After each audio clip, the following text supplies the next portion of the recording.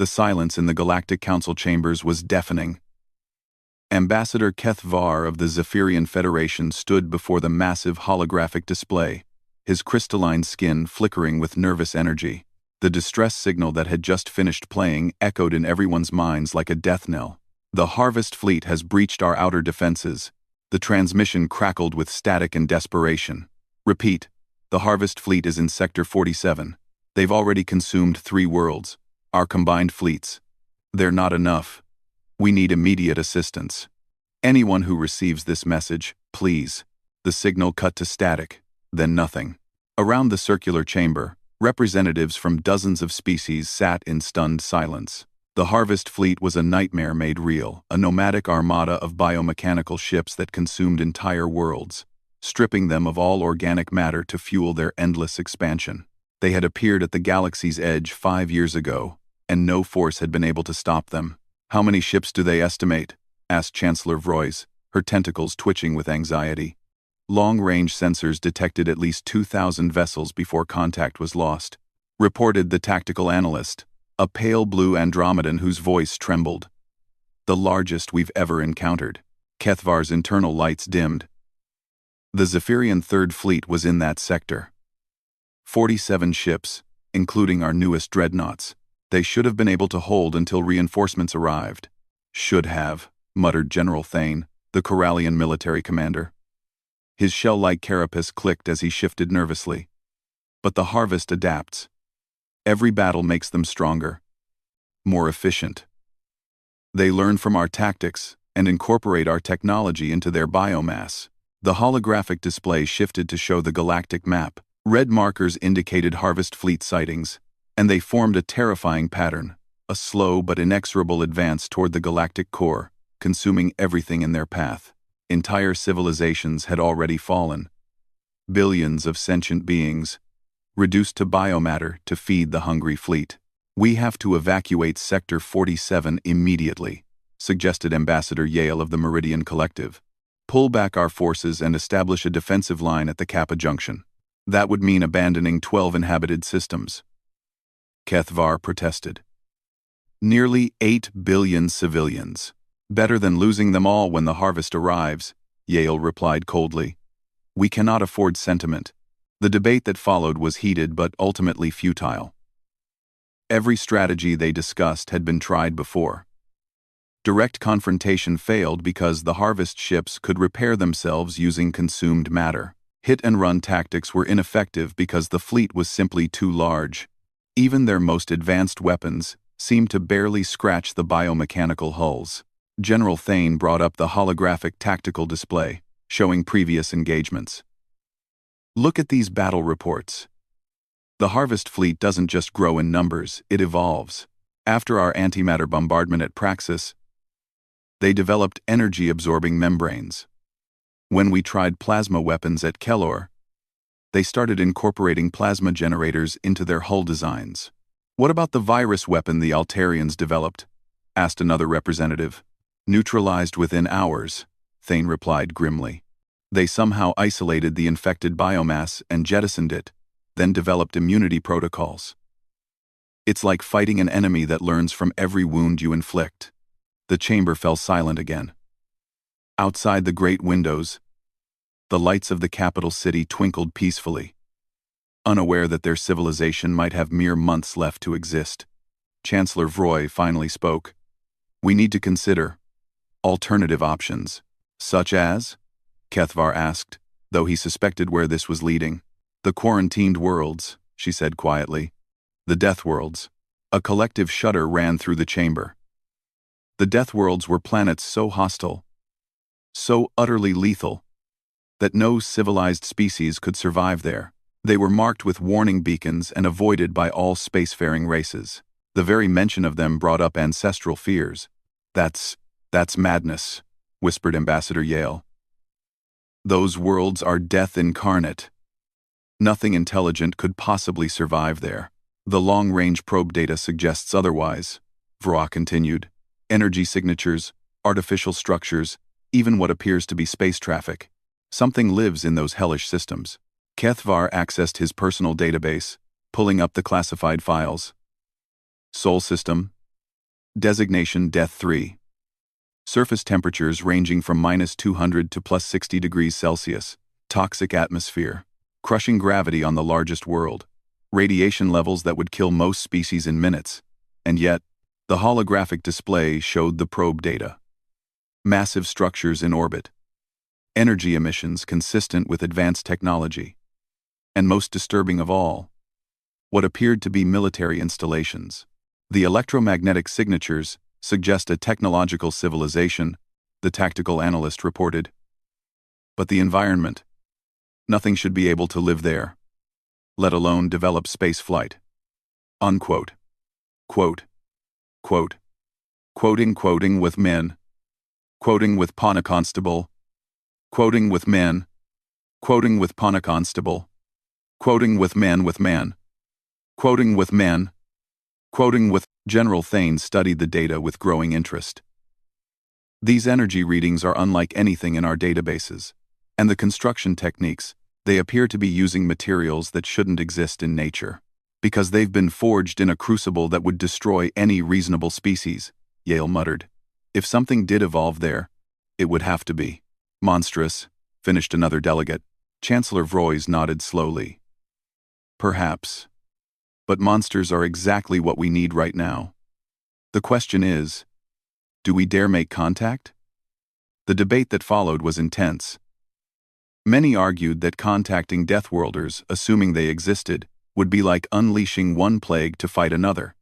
Others pointed out that conventional warfare had failed completely against the Harvest Fleet, and desperate times required desperate measures. Finally, Kethvar stood. I volunteer to lead a diplomatic mission to the Sol system. If these beings are truly intelligent, perhaps we can negotiate an alliance. And if they're hostile? Asked Yale. Kethvar looked at the tactical display showing the advancing red markers of the Harvest Fleet.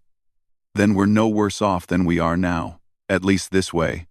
We die trying something new instead of repeating failed strategies. The vote was close, but it passed.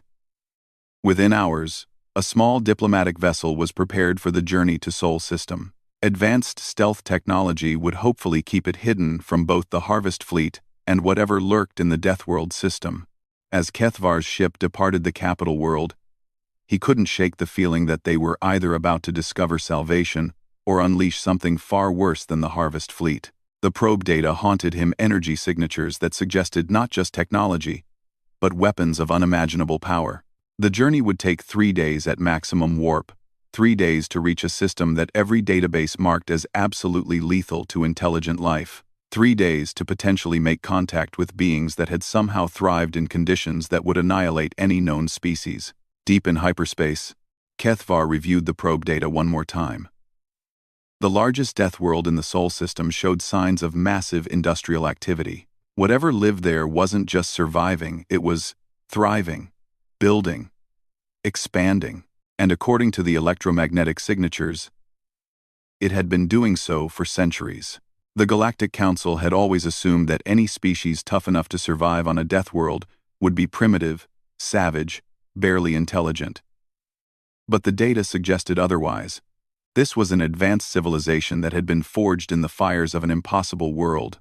As the ship hurtled through hyperspace toward humanity's first contact with alien life, neither Kethvar nor anyone else in the galaxy could possibly imagine what they were about to unleash. The Deathworlders weren't just survivors, they were apex predators, who had been preparing for war since before they could walk upright, and they had been listening. The automated defense platforms detected Kethvar's ship while it was still 2 light hours from Earth. Hidden sensors throughout the solar system had been tracking its approach since it dropped out of hyperspace near Pluto's orbit.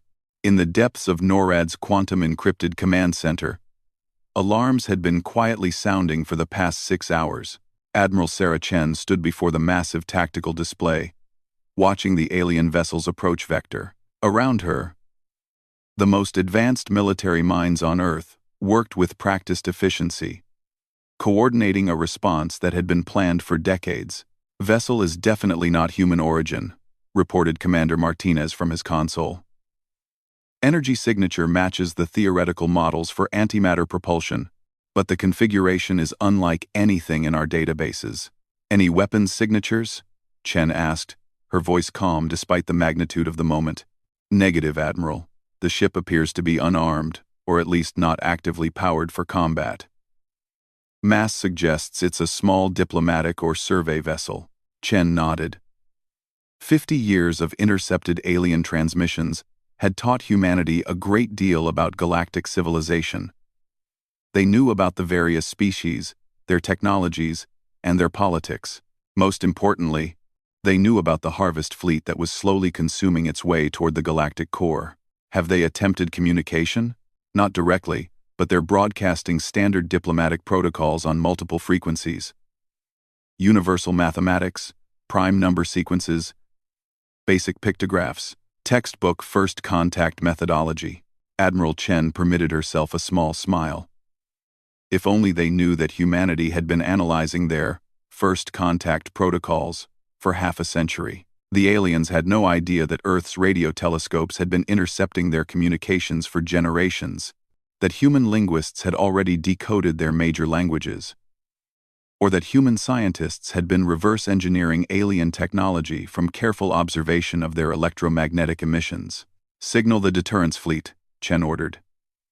Standard first contact formation. Show them we're advanced, but not immediately threatening. Throughout the solar system, ships began to move. Not the primitive chemical rockets that the aliens would expect from a newly spacefaring species, but vessels that would make even galactic civilizations pause in respect. The human fleet that slowly revealed itself around Earth would have been shocking to anyone who assumed Deathworlders were primitive savages. The UNS Defiance was the first to decloak, its massive bulk bristling with weapons that no galactic species had ever seen. Railguns capable of accelerating projectiles to significant fractions of light speed, fusion missiles that could crack continents, and stranger weapons still, gravity manipulators, temporal distortion fields, and quantum disruptors that existed only in human imagination until they had been forged in the desperate crucible of preparing for the unknown.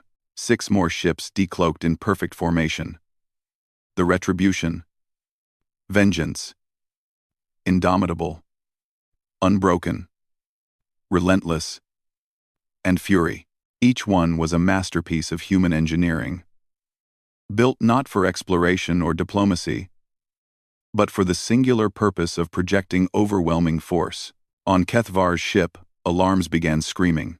"Ambassador," his pilot called out, his voice cracking with panic. "I'm reading massive energy spikes throughout the system. Ships are appearing everywhere."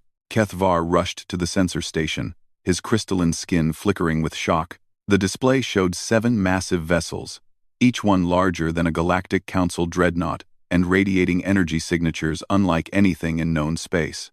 "That's impossible," he whispered. The probe data showed industrial activity, but nothing like this. "These ships, they're more advanced than anything the Confederation has built."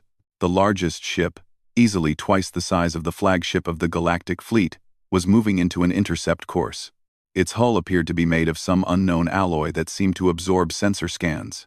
Weapon ports lined its surface, not the elegant energy projectors favored by galactic civilizations, but brutal, efficient-looking arrays that suggested kinetic weapons of enormous power. "Ambassador," the communications officer called out. "We're being hailed.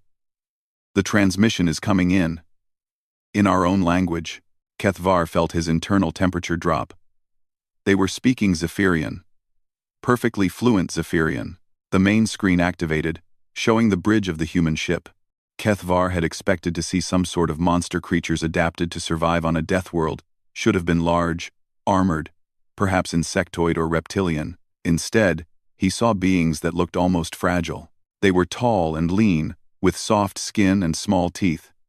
They looked utterly unsuited for survival on a hostile world, but their eyes held something that made Kethvar's survival instincts scream warnings. These were the eyes of apex predators, calm and calculating, and absolutely without fear. Admiral Chen stepped forward, and when she spoke, her words were precise and perfectly pronounced. "I am Admiral Sarah Chen of the United Nations Deterrence Fleet. Ambassador Kethvar of the Zephyrian Federation. You are welcome in Sol System.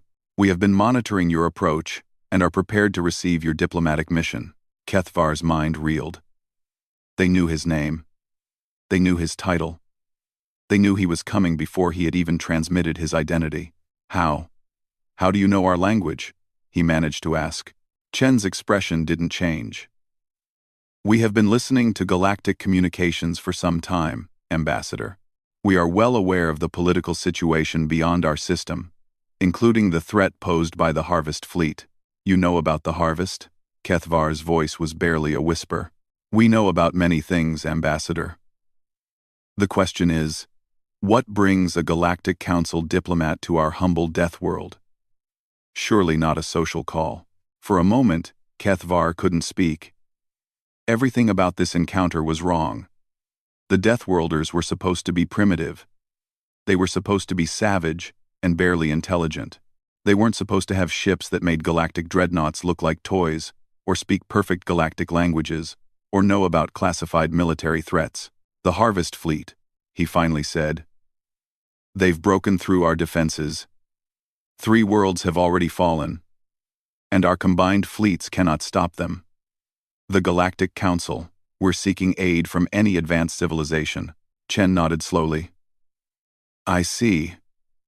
And what makes you think we would be interested in involving ourselves in galactic affairs?" The question caught Kethvar off guard. Because the harvest doesn't stop. If they consume the galactic core, they will eventually reach every system, including yours. This is about survival of all intelligent life. "Interesting perspective," Chen replied. "Tell me, Ambassador, what do you know about human history?" I, Kethvar blinked in confusion. "Human? I don't understand." "I don't understand. That's what we call ourselves, humans. And our history is rather relevant to your request." Chen gestured, and the screen split to show images that made Kethvar's blood run cold. Cities in flames, massive armies clashing across scarred battlefields, weapons of unimaginable destruction reducing entire regions to radioactive wasteland. And through it all, the same species, humans, fighting with a ferocity that defied comprehension. "We have been at war for our entire evolutionary history," Chen continued conversationally. "We evolved as persistence hunters on a world that tried to kill us every single day. We learned to make tools because we had to. We were too weak to survive otherwise. We developed agriculture because we had to feed armies. We created industry because we needed better weapons. We reached for the stars because we needed more resources to fuel our wars." The images continued. Humans in environmental suits working in conditions that would instantly kill any known species. Massive industrial complexes on worlds that were nothing but frozen rock. Weapons testing that created new physics just to find better ways to destroy enemies. We have fought each other for so long that peace is a relatively new concept for us. We have weapons that could sterilize entire star systems, and we built them not to threaten anyone, but because we thought we might need them someday. We have contingency plans for fighting wars against physics itself. Kethvar realized he was trembling. What? What are you saying?" Chen's smile was perfectly pleasant and absolutely terrifying. "I'm saying that we've been preparing for something like the Harvest Fleet our entire existence. We just didn't know it was coming from space." The tactical display in the background showed more ships decloaking throughout the solar system. Not 7 ships, hundreds. Massive orbital installations around every planet and moon. Mining operations in the asteroid belt that dwarfed anything in galactic space. And deeper in the system, around the star itself, structures that boggled the mind. "This is what you get when you take apex predators and give them nuclear fusion, Ambassador. We've had 3 centuries to prepare since we first detected signs of galactic civilization. We've been listening, learning, and building. Building weapons and ships and defenses against threats we could barely imagine." Chen leaned forward slightly. "So yes, we are very interested in your Harvest Fleet. We've been waiting for a real challenge." The communication ended, leaving Kethvar staring at a blank screen. Around him, his crew worked frantically to process what they had just witnessed. The Deathworlders weren't primitive savages barely clinging to survival. They were something far more terrifying, an entire species that had evolved for war and had spent centuries preparing for it. As his ship was guided to one of Earth's orbital stations, Kethvar began to understand the true magnitude of what the Galactic Council had just unleashed. They hadn't found allies against the Harvest Fleet. They had awakened something that made the biomechanical swarm look like a minor nuisance by comparison. Humanity had been caged on their death world for millennia, growing stronger and more dangerous with each passing generation. And now, finally, someone had given them a reason to leave. The Harvest Fleet detected the approaching human armada when it was still 3 days out from Sector 47. The biomechanical collective consciousness that controlled the fleet had consumed 17 civilizations and incorporated their knowledge into its vast neural network. It understood the tactical capabilities of every known species, their weapons, their strategies, their weaknesses, but the readings from the approaching fleet made no sense. Ships moved through space at velocities that should have been impossible for vessels of their size. Energy signatures suggested power outputs that would require multiple stellar masses to generate. Most disturbing of all, the formations the ships flew in were completely unknown, aggressive patterns that prioritized offense over survival, as if the crews expected not just to win, but to utterly annihilate their enemies. Admiral Chen stood on the bridge of the UNS Defiance, watching the tactical display with quiet satisfaction. Around her, 3,000 human ships moved in perfect formation, the largest military force humanity had ever assembled. Every vessel was crewed by volunteers, and there had been no shortage of those. When word spread that humanity was finally going to war against a worthy opponent, recruitment stations had been overwhelmed. "Final systems check complete," reported her tactical officer, Commander Torres. "All weapons systems are green across the fleet. Quantum torpedo magazines are fully loaded, fusion missiles armed and ready. Kinetic bombardment systems report optimal targeting solutions." Chen nodded. "And the special weapons? Gravity bombs are armed and ready. Temporal displacement fields are charged. The Nova triggers are installed and standing by." Torres paused. "Admiral, are we really going to use those? The devastation would be absolute." Chen finished. "Commander, the enemy we're facing has consumed 3 entire worlds in the past month. They've turned billions of sentient beings into biomatter to fuel their expansion. This isn't a war, it's extermination. They chose the rules of engagement when they decided to consume intelligent life." Throughout the fleet, similar conversations were taking place. Human crews made final preparations for a battle that would determine the future of galactic civilization. Many of them had never seen combat, but they had trained for this moment their entire lives. Every human child learned military history. Every human adult underwent combat training. Every human scientist worked on weapons research. It was simply part of being human. The Galactic Council forces were already in retreat when the human fleet arrived. Kethvar's diplomatic mission had been successful beyond his wildest dreams or perhaps nightmares. The human response to the harvest threat had been immediate and overwhelming. Within hours of his first contact with Admiral Chen, massive human ships had begun pouring out of the Sol system. Now, watching from the bridge of a Galactic Council observation vessel, Kethvar witnessed something that would haunt his dreams forever. The human fleet didn't slow down as it approached the Harvest Armada. Instead, it accelerated, rushing toward the biomechanical swarm at velocities that should have been suicidal. At the last possible moment, the human formation exploded outward, like a blooming flower, each ship taking a different vector at speeds that would have liquefied any other known species. The Harvest Fleet tried to respond with its usual tactics. Swarm formations closed in from all sides, attempting to overwhelm the attackers with sheer numbers. Biomechanical ships began merging together, forming larger vessels with enhanced capabilities. Defensive screens of living matter were deployed to absorb incoming fire. None of it mattered. The humans had brought weapons that defied everything the Harvest Collective knew about warfare. Kinetic bombardment rounds traveling at 30% the speed of light punched through bioships like they were made of paper. Quantum torpedoes didn't just explode, they unraveled the fundamental forces holding matter together, creating zones where atomic bonds simply ceased to function. But the conventional weapons were nothing compared to what came next. "Gravity bombs away," Torres reported calmly. 6 points of impossible light appeared in the heart of the harvest formation. For a split second, space itself seemed to hiccup. Then reality reasserted itself with devastating effect. Artificial gravity wells appeared throughout the enemy fleet, crushing dozens of bioships into dense masses of neutronium. The gravitational disruption sent shockwaves through the harvest formation, tearing apart their carefully maintained swarm patterns. The Harvest Collective tried to adapt, as it always did. Ships began to separate, spreading out to minimize damage from area effect weapons. Others started incorporating destroyed matter into their hulls, trying to develop resistance to the new attack types. That was when the temporal displacement fields activated. Entire sections of the Harvest fleet simply vanished from normal space-time, displaced into temporal loops where they experienced the same instant of destruction over and over again. Other ships found themselves moving backward through time, their own weapons fire hitting them before they had fired the shots. "Jesus Christ," whispered the Galactic Council observer next to Kethvar. "They're weaponizing physics itself," but even that wasn't the end of it. Admiral Chen watched the battle unfold with professional interest. The Harvest fleet was large, nearly 3,000 ships, but they fought like a collective organism.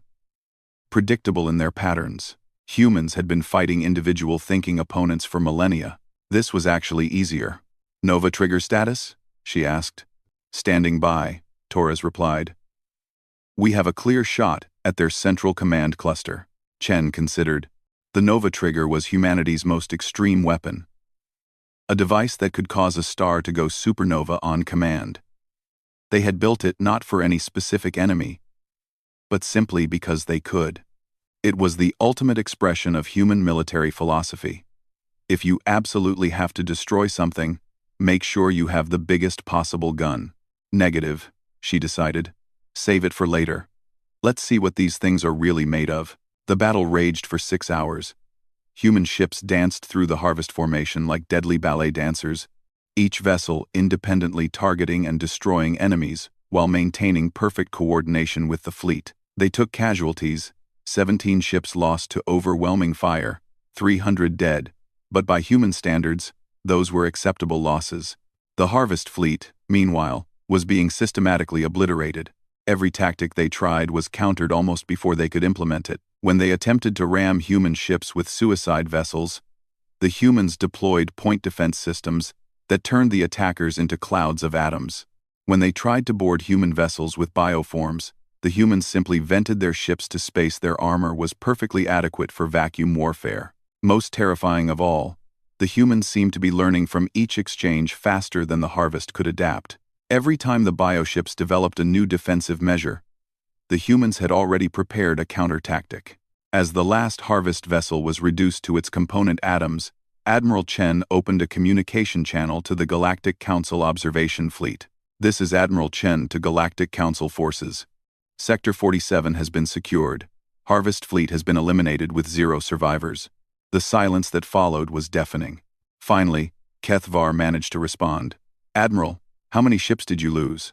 17 vessels destroyed, 43 damaged but operational. Total casualties, 300 Kia, 800 wounded. More silence.